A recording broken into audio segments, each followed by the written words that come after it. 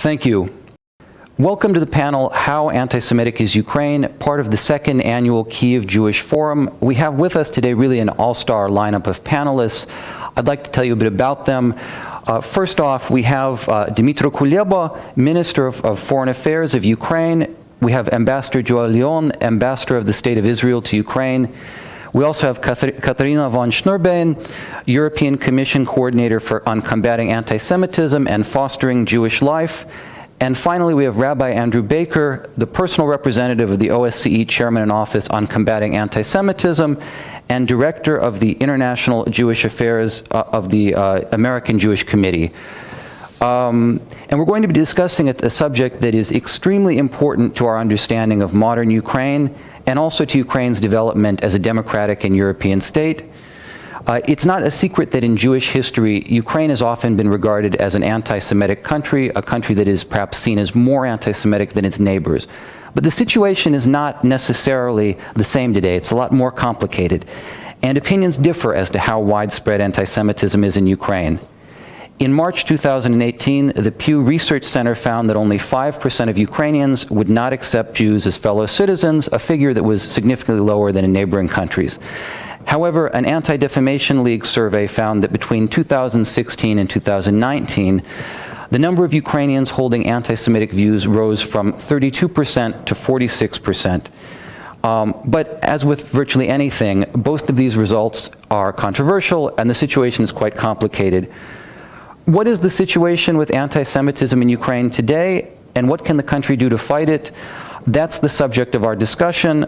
We'll begin by letting each of our panelists give a short introductory statement.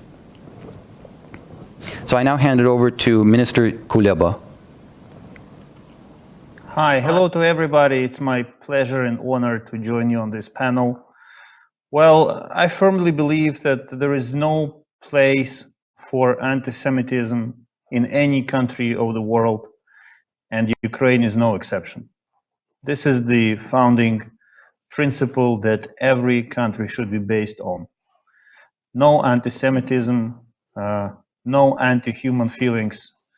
We should build societies that are founded on trust and mutual understanding and on tolerance. Of course, history in this part of the world has been very difficult, but for me and for millions of my compatriots, Jewish community, Jews, have always been an integral and an indispensable part of our society. You know, my father comes from eastern Ukraine, from Poltava region, from a very small village, which is about 15 kilometers away from the nearest road connecting Kyiv and Poltava. And he never knew that Jews lived in the village in that very village. Only a couple of years ago, when we gained access to archives, did we realize that there were a couple of Jewish households in that village. And the history of that mutual cohabitance was erased with Second World War to the deepest regrets. But I think this very simple fact shows how Ukrainians and Jews shared the same land, same villages, same life for many, many years before the bloodshed started. I'm absolutely confident that both social nationalism and international socialism represented by the regimes of Adolf Hitler and Joseph Stalin were deeply anti-Semitic. I do remember the history of Jews in the Soviet Union, all the limitations and difficulties that they had to experience. And I think that we do have to remember history and treat it like history. But we should build a country where no one feels insecure, where everyone's contribution to the society, to the reputation of the country, to its development is appreciated.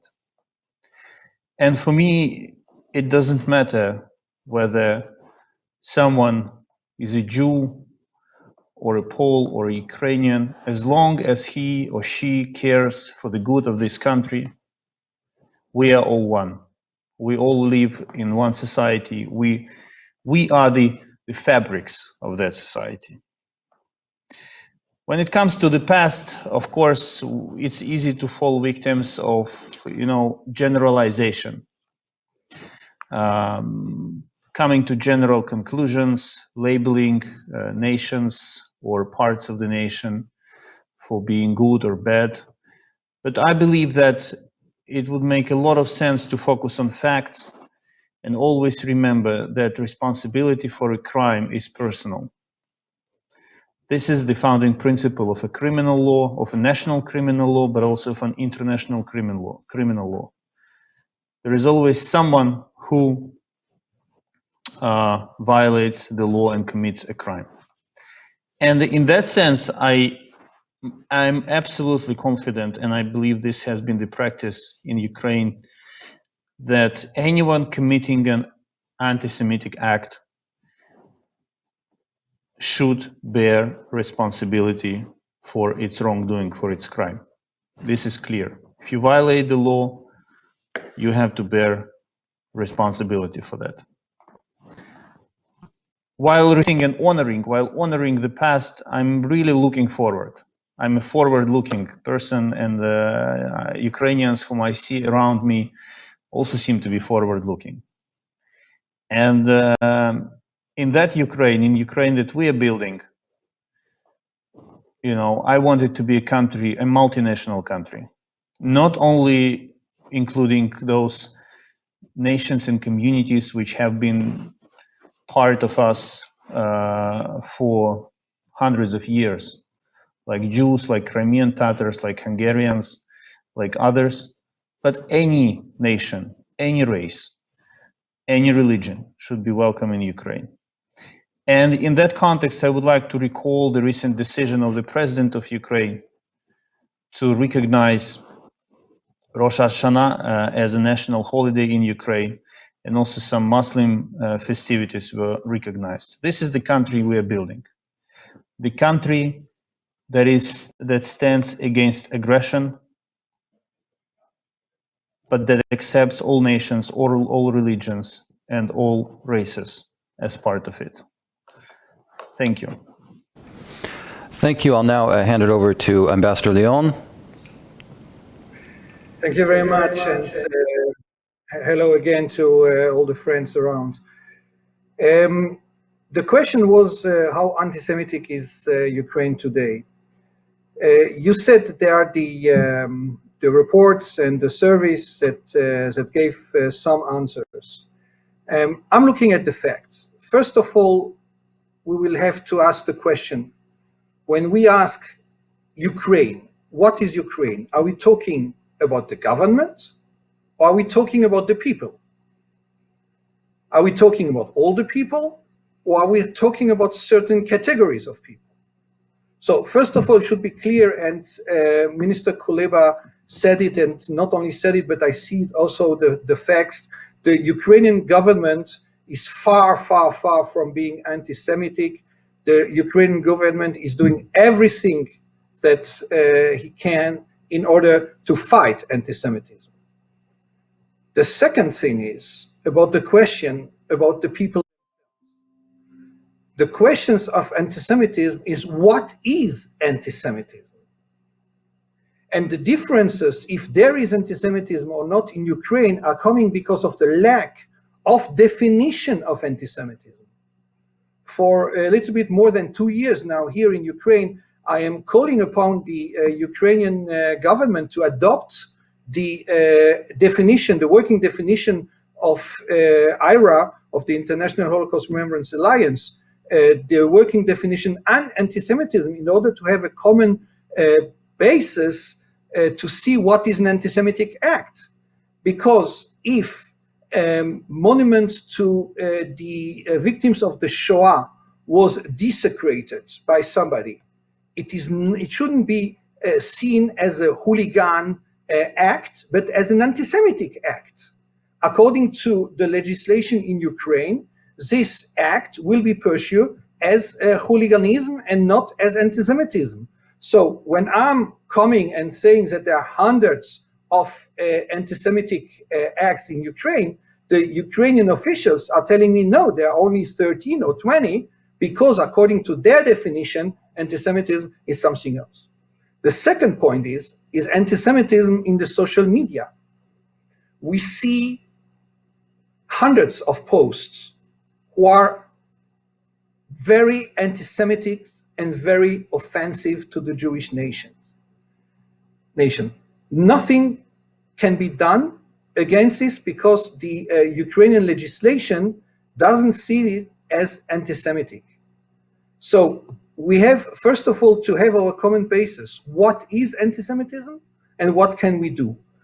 We proposed to Ukraine to have some seminar to fight anti-Semitism, because the basics of fighting anti-Semitism is education of law enforcement officers, education of teachers. Again, yes, there is anti-Semitism in Ukraine. It is not a governmental anti-Semitism. It is not an institutional anti-Semitism, but there is a high level of anti-Semitism in Ukraine, and together we have to do everything to fight it. The state of Israel, together with Ukraine, in order to have a better future for both our nations. Thank you. I'll now hand the floor over to Ms. von Schnurbein. Thank you very much, and thank you for having me here in this round. I would like to respond to what the foreign minister said, and also Ambassador Leon, because I think it fits very well with what we have been trying to do also on European level. First of all, with regards to the past, I think it's difficult to build a future without coming to grips with the past. We have that experience in the European Union, how painful it can be, how difficult it can be, but also how necessary it is.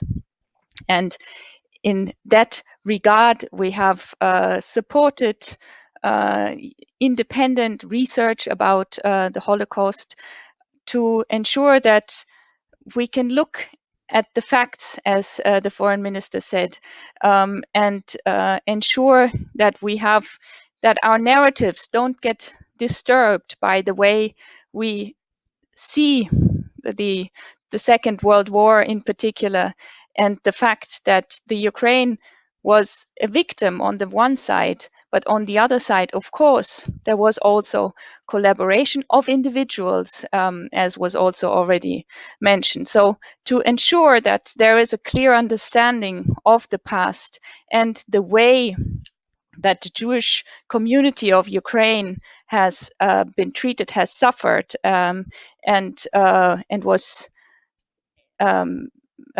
killed in Ukraine, also in collaboration.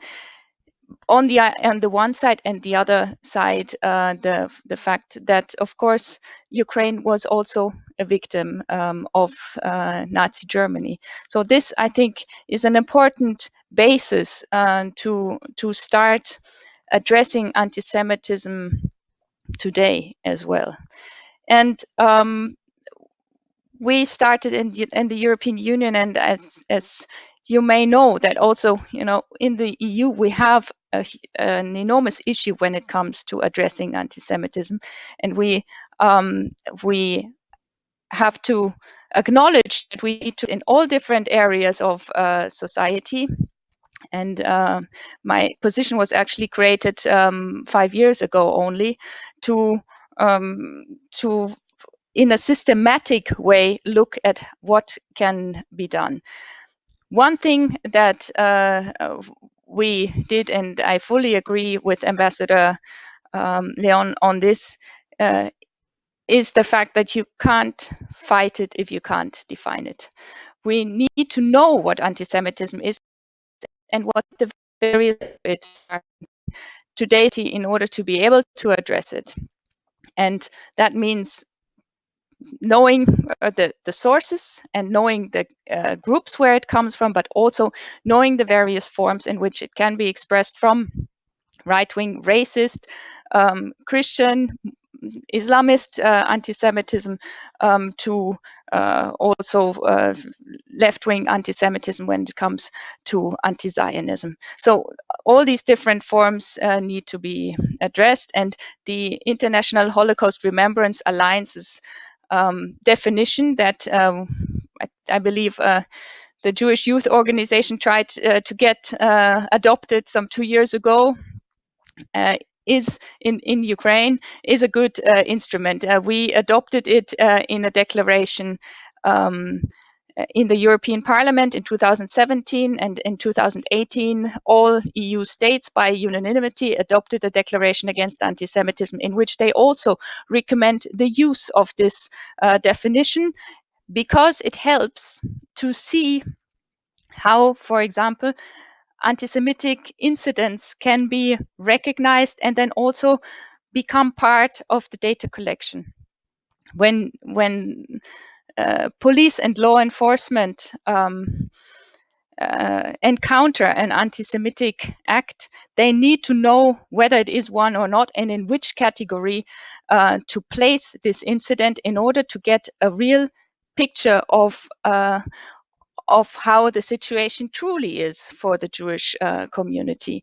And therefore, we think that this non-legally binding definition is a good starting point. And by now, 18 EU member states have adopted this definition, not only with regards to law enforcement, but also with regards, for example, to addressing anti-Semitism through education in the schools and in societal environments.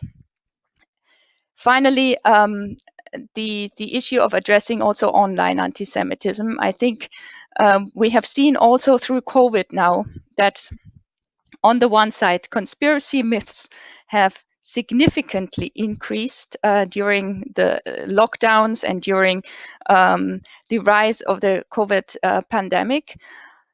And very quickly, we saw that there is a connection between general conspiracy ideas of where does this virus come from? It must come from somewhere, and blaming it on the Jewish community.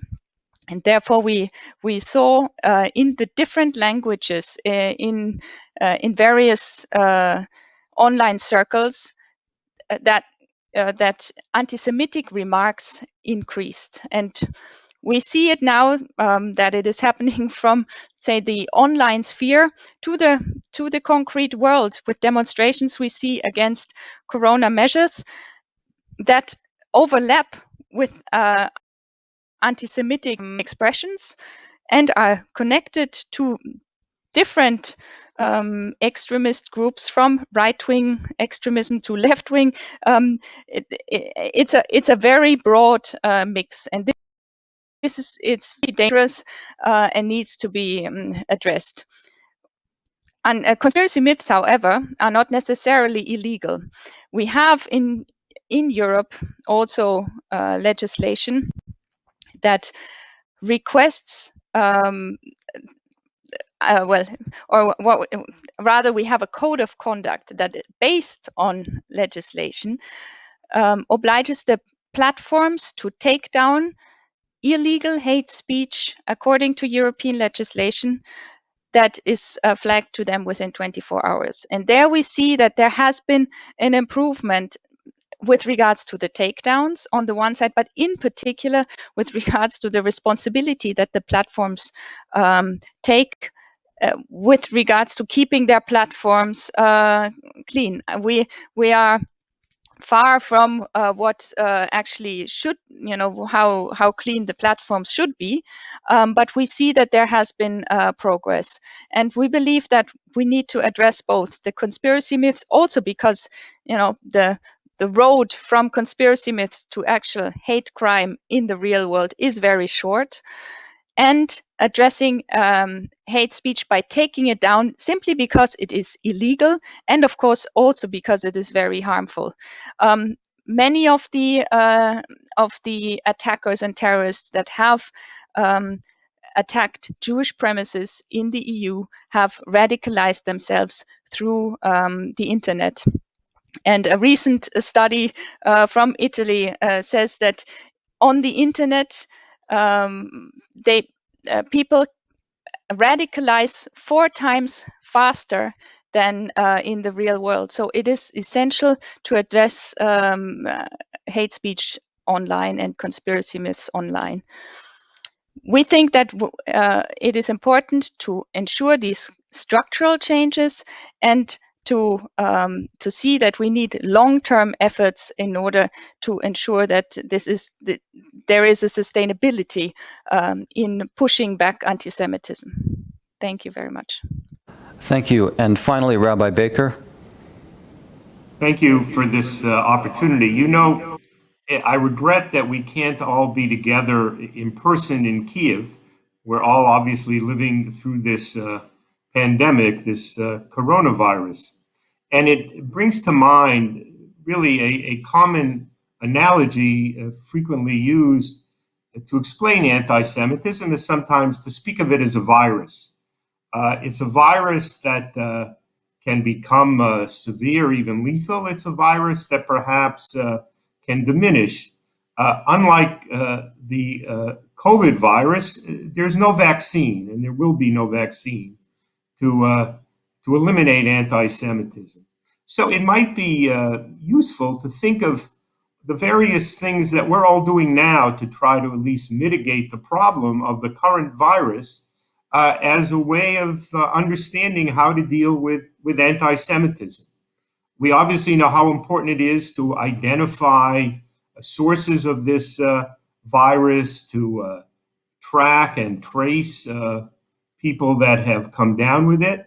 It really goes to the very serious challenge of identifying anti-Semitism in society.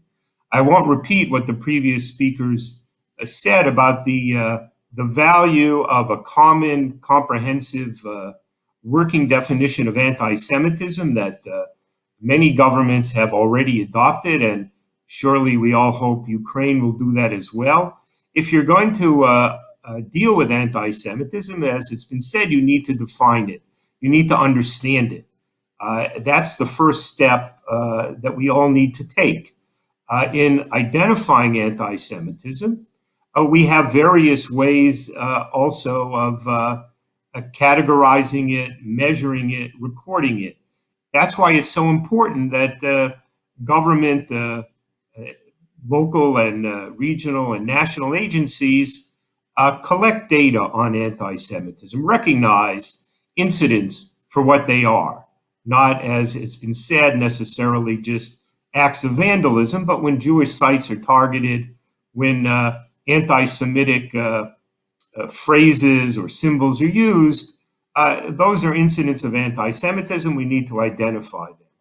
Additionally, we know that there are steps that need to be taken, again, as we deal with the virus, to at least, if we can't eliminate it, to mitigate its spread. What kind of protective measures can be taken?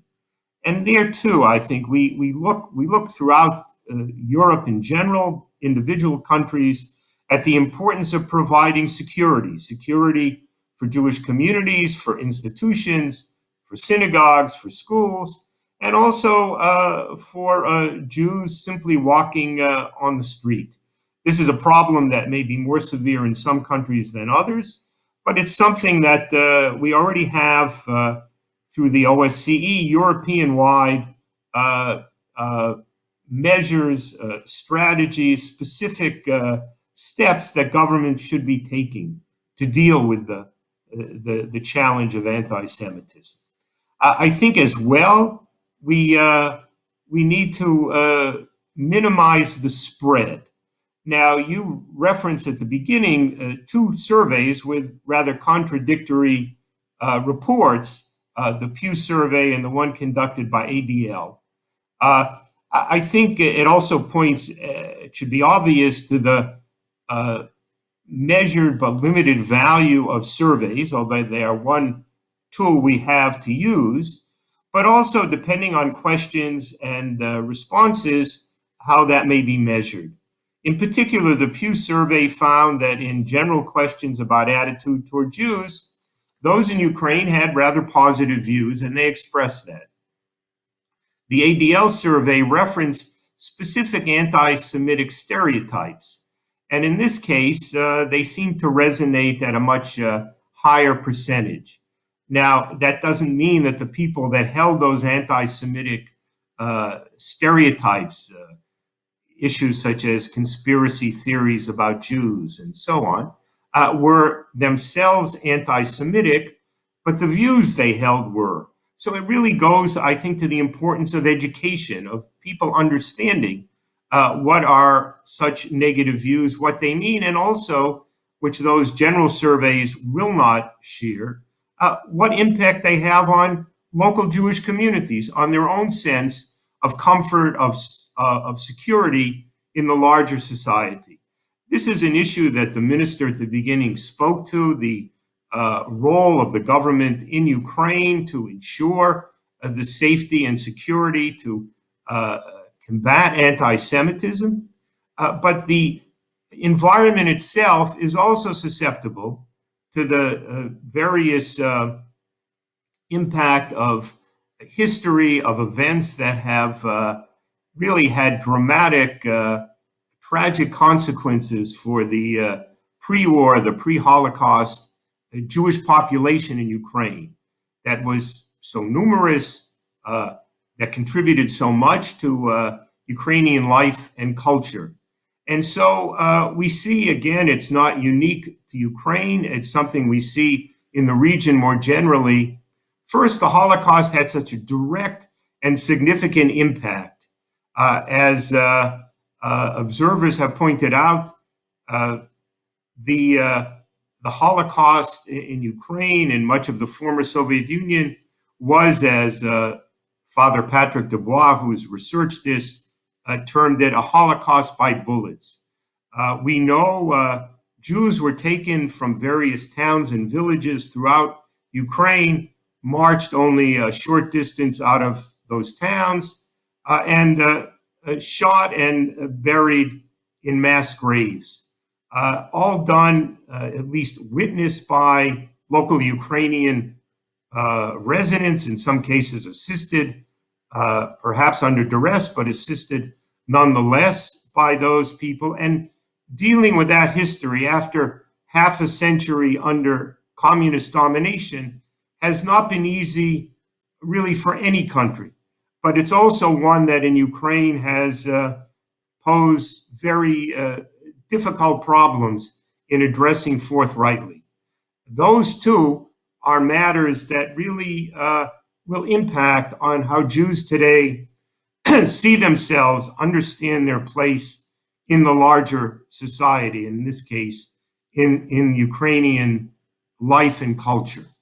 You put those things together, and I think we can devise very specific methods, techniques, tools, actions on the part of government, hopefully reinforced by leaders in civil society, that will do what is possible. Again, not necessarily to eliminate anti-Semitism. It is present where all of us live, but at least to really reduce its impact and make the society itself a more open, a more tolerant, a more respectful one, in which the Jewish community today, still a significant community throughout Europe, will see itself having a full and positive future in its life in the country today. Thank you. Thank you very much. All these statements have been extremely interesting. I mean, it's sort of in some ways derailed the questions I already had planned for you. So I'd like to start with a quick question to Minister Kuleba about what efforts is the government of Ukraine taking to combat anti-Semitism, and do you think that Ukraine will adopt the IHRA definition of anti-Semitism? Thank you. Well, I would like to echo what Ambassador said, and I appreciate his recognition that there is no government or any institutional anti-Semitism in Ukraine. The government does very simple things. The government reacts promptly when an act of anti-Semitism is committed. And we've been already through one of these situations with ambassador over the last months since my appointment. We react firmly, promptly, leaving no doubts about the fact that we do not tolerate and accept anti-Semitic behavior in Ukraine.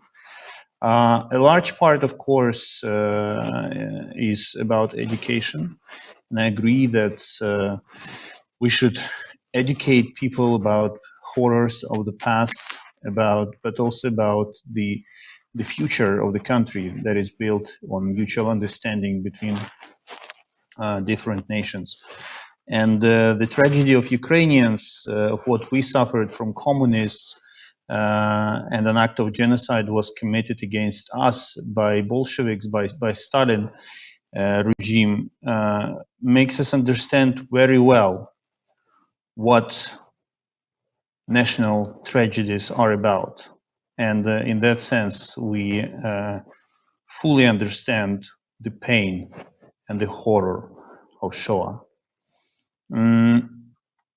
I would also like to, when it comes to the definition, if I remember properly, in 2016, it was not Ukraine who blocked the adoption, the endorsement of this definition at the OSCE ministerial.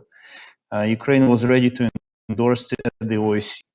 We publicly supported the adoption of this definition in 2018 and 19 at the OSCE level as well.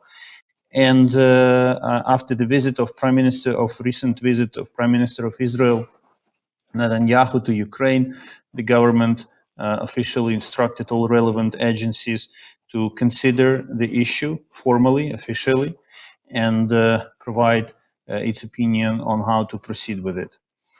Finally, I would like to make a very short comment before I leave the stage in a couple of minutes, and I will have to apologize. We can, of course, refer to many different surveys. We can share our impressions, personal impressions of the level of anti-Semitism that we observe on social media or elsewhere.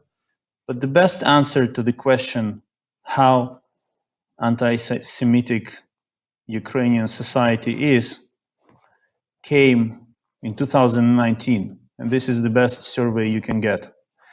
When 73% of Ukrainian population, 73% of Ukrainians voted for a man with roots as president of Ukraine. I think this is the best answer we can get. Thank you. Thank you. I'd like to, in that case, move on to another question that I think is very important. We've discussed already what kinds of anti-Semitism exist in Ukraine, but this is not a unique issue for Ukraine. There are other countries in Europe that have similar issues, as Ms. von Schnurbein spoke about. What are some lessons that Ukraine can learn from the European experience of combating anti-Semitism and implement in its own country? Is this addressed to me? Yes? Okay. Well, I think it's not for the EU to teach lessons on how to address anti-Semitism. I think we are all in a situation where we struggle with actually finding the right answers. However, what I can say and see also now from different developments is that the challenge is to address it in a structural way, in a sustainable manner. That means that, for example, when it comes to education, that there is a holistic approach as to how we see the past, how we look at the contribution of Ukrainian Jews to Ukrainian society. Before the Holocaust, and then what the Shoah actually meant in that case also for Ukrainian society, and what it means when we see anti-Semitic acts today. And I think this is an important understanding, that the focus really on Jewish life and the tragedy of the Shoah in that context. And we try to do that also. We have a European Holocaust remembrance infrastructure that we finance, where we link the different organizations that look at the historic facts of the Shoah, but also are engaged in educational efforts. I think that the membership in IRA can actually be very helpful in this. The Ukraine is not yet member of the International Holocaust Remembrance Alliance, but this could be something to be considered, because it is it allows for independent research and for an exchange also of experts and researchers on this issue. And the other important aspect is to ensure that anti-Semitism is made visible, that people actually understand what it is. And that can be done either by ensuring that not only the hate crime or the hateful acts of anti-Semitism are being recorded, as is often the case by the police, but also anti-Semitic acts that are maybe below that threshold, but are very poison the everyday life of the Jewish community. And I believe that for that purpose, the IRA definition can also be helpful, and is something that we are trying now in cooperation with the Jewish community to improve in the European member states. Actually, the declaration that the member states signed in 2018 agreed that every member state would have a national action plan against anti-Semitism that looks at the different aspects, from security to education to data collection to the way anti-Semitism is being addressed and portrayed also in the media across the board. Pardon. And puts all of this together in a national strategy. And we believe that these national strategies can help to have a systemic approach and systematic approach, and reach out to as broad a public society, but also the national structures, from the national to the local level. So this holistic approach seems very important. Thank you. Thank you. One thing, yes, Minister Kuleva. I just wanted to apologize, with your permission. I have to wrap up, unfortunately, but I want to say that it was my great pleasure to meet all of you online.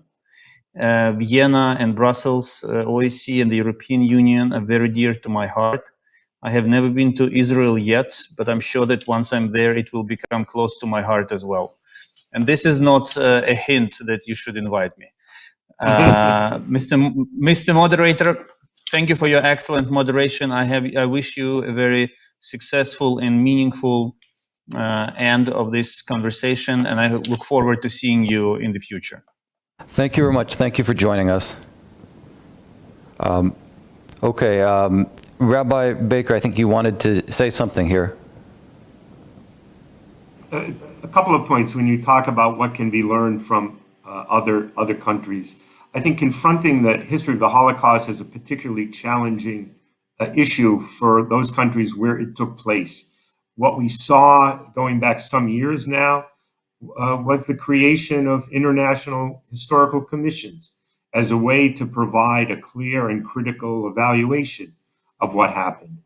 This is something perhaps Ukraine can draw from. I mean, you do have two centers focused on Holocaust research and education in Kyiv and in Dnep, and they're doing important work, but spreading what they do to the larger society, incorporating it into educational programs, still are things that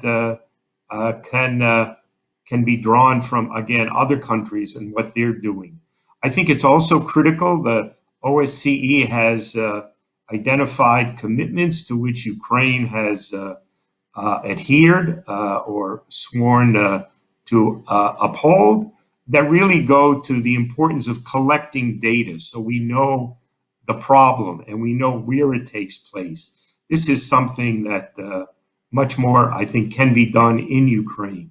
The minister also referenced in 2016 efforts for the OSCE as a collective body to endorse that IHRA working definition, and he's right in saying only one country really stood in the way of adoption, that was Russia. But since then, that definition has been adopted nationally by some 24 European countries. And it's, I think, that measure, and at our last gathering of this Kyiv Jewish Forum, we heard the expectation about adopting the definition, and also, as Katharina referenced, joining IHRA itself, which would be a valuable resource for Ukraine, particularly when it comes to addressing questions of Holocaust history and Holocaust remembrance. Thank you for that, for those points, because they actually lead me to the next question I'd like to ask, and unfortunately this will have to be our final question. You mentioned that it's difficult sometimes to address the Holocaust in those countries where it happened, and Ukraine is certainly one country where this issue arises, the issue of historical memory, where there are figures in Ukrainian history who are viewed by some people in Ukraine as heroes, but are also implicated by historians in collaboration with the Nazis in violence against Jews and Poles. Ambassador Leon, you've been very outspoken on this issue. I'd like to know, from your point of view, what would you like to see Ukraine do on this issue of historical memory? As we said before, I mean, the first thing to do is to, what Sigmund Freud was saying, first of all, in order to understand that you are sick, you have to know that you have a problem. Only if you understand that you have a problem, then you can cure this sickness, or as Andrew said, it's this virus that you have. If you don't know that you have it, and you do not acknowledge the fact that you have it, it will be very hard to cure it. I think that Ukraine has to see into their heroes. It is very offensive for Jewish people to see a hero called Bogdan Khmelnytsky, who in Jewish history is the symbol of the pogroms of the Cossacks coming and killing Jews. It is very offensive for the Jewish people to see soldiers from Ukrainian origin who are wearing SS uniforms and are seen as heroes of Ukraine. I'm not judging right now if they were war criminals or they weren't war criminals. For us, as the Jewish people who saw these uniforms in Ukraine as the last thing that they saw, it was this SS uniform that they saw. For the Jewish people, and we, the State of Israel, as the voice, we see ourselves as the voice of the Jewish people, we cannot accept the fact that a person who wears an SS uniform is seen as a hero. So that's the question that we ask Ukraine. Are you able to look back to your history to see who are the real heroes? Are killers of Jews and Poles heroes?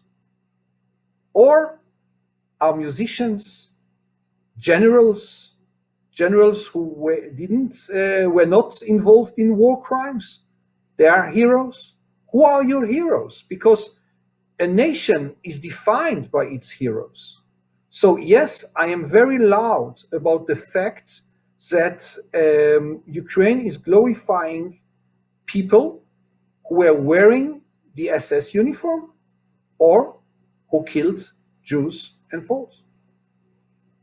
I'd like to ask you one final quick question about this. Where do you think that this reconsideration or this look at who heroes are should begin? Does it begin with education of children? Does it begin on a government level? Does it begin with historians? Where should that happen?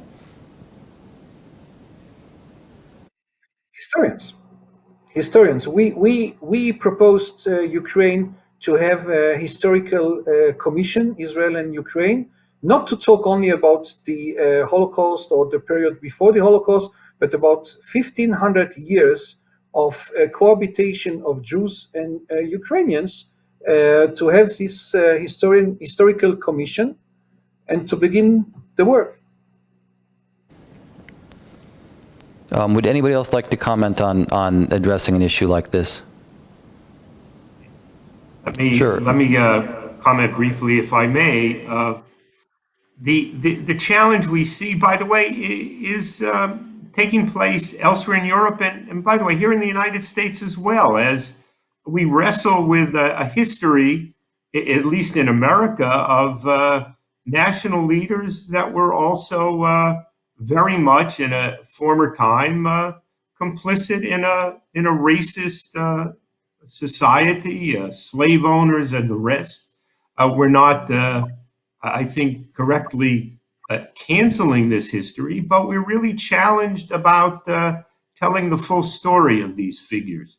I think we've seen in other countries in Europe fascist era leaders that have been rehabilitated and honored in a post-communist world, despite the fact, knowingly or not in that society, that they were very much involved in the murder of Jews.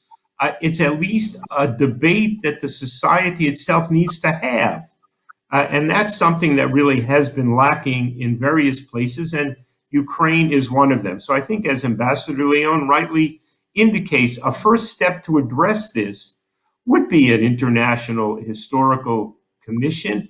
The goal, though, is not only to bring something into the educational curricula and the like, but also to the public at large. And there are various forms for promoting public education, museum, debates, discussions. All of those are things that I think could be a very healthy step for countries, in this case for Ukraine, to take. Okay, well, I'd like to thank all our panelists for joining us today. It's really great as a moderator when you only have to give a few questions and the discussion just flows in such an interesting direction.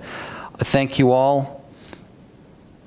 Thank you. Thank you very much to everyone. It was so great to see you. I think years I haven't seen all these good friends that I see here on the screen. So thank you to the Kyiv Jewish Forum to put us together. Hopefully next year in Kyiv. Yes. Indeed. Definitely. Yes. Take care, everyone. Bye-bye. Bye. Goodbye.